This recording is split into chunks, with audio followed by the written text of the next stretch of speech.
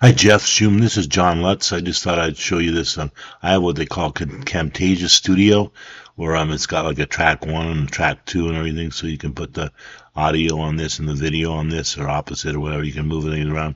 So if you put like the Obers and the Obers and the Femoral IR on this line, and then you do the other one. You do it with my computer instead of my iPad or my iPhone, and then you take the straight-legged raise and the shoulder IR on the left and or the right on the left, or the left and the right, and you do the same thing for straight-legged, like on this line here.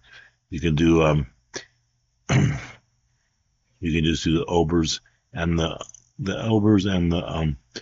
femoral IR and then stop the camera. Then you can do the track two, and you can do a track one. Track two would be track one would be Obers and femoral IR, and track two would be the straight-legged raise and the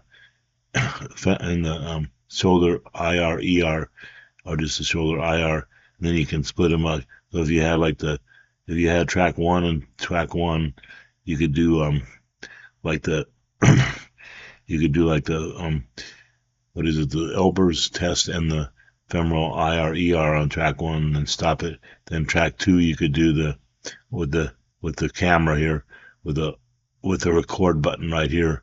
You can do that and everything. So you could do that, and then you can do the track two. You could do the straight leg raise and the shoulder IR, and then do it here. Then you could or you can do both on one track, and then you could move track two to track one, or track one to track two. I do this easier.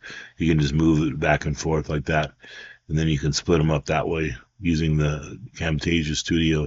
So that's with my computer, not with my with TechSmith. That's with the computer and not with the what do I call it?